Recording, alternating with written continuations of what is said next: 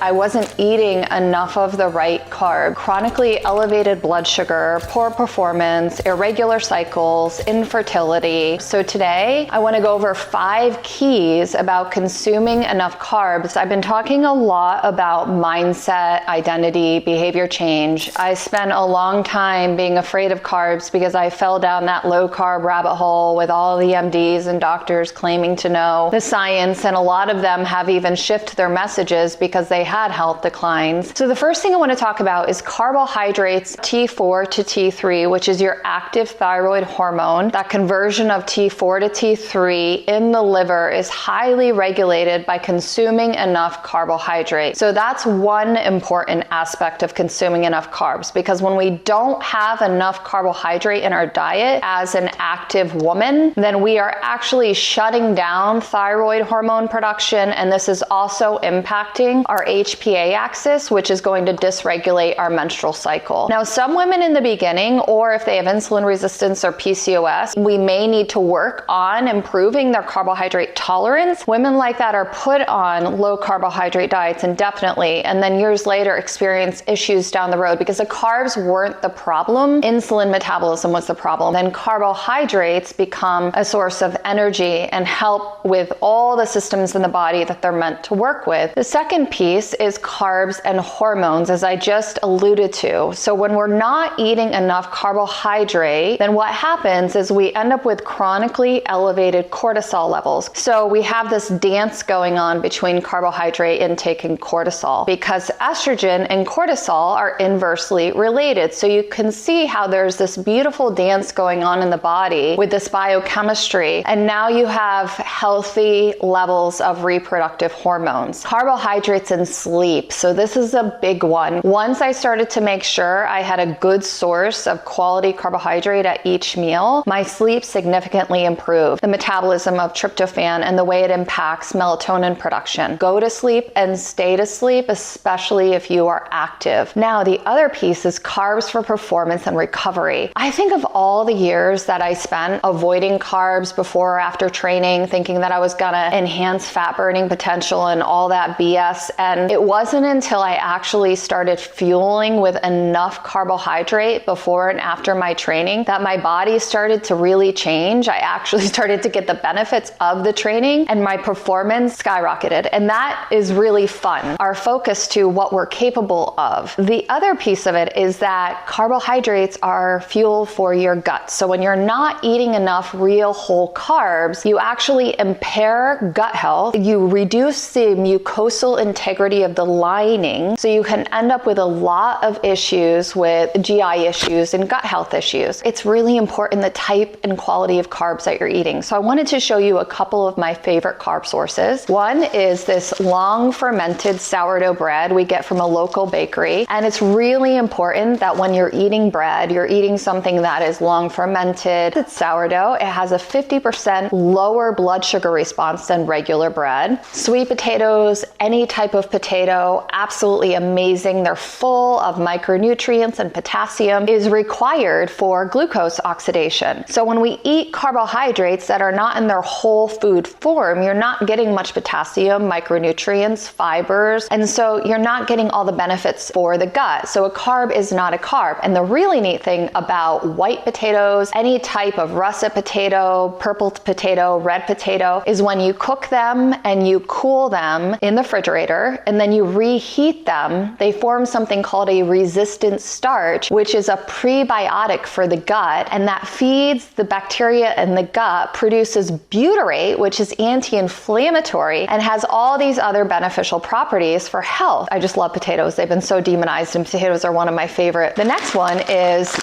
oats. These are my favorite ones. Sprouted oats. We get this huge bag from Costco. Super reasonable. They're full of a specific type of fiber called beta-glucan. Showed a significant reduction in forever chemicals in the body, which is really, really awesome. I love to make like a chia seed pudding with oats. Quinoa is another great source of carb. Wild rice. I absolutely love wild rice. That is a significantly lower glycemic index than white rice. It's full of fiber, and because it's black, Those phytonutrients are specific to the color of any fruit, vegetable, or grain and have specific health properties associated with them. Plus, wild rice has about 30% less calories cooked than a cup of white rice, and they've shown that the specific polyphenol in wild rice actually supports insulin and glucose metabolism. So when we shift back to eating real whole food carbohydrates, these are the very foods that help everything from body composition, sleep, energy, performance, and gut health. I hope this video was helpful for you, and I'm looking forward to connecting with you next time. I'm going to continue to talk about science, spirituality, the food matrix, expansive mindset with how we fuel ourselves, how we move. The food culture is not going to change, so if we're going to change the future, it starts with us.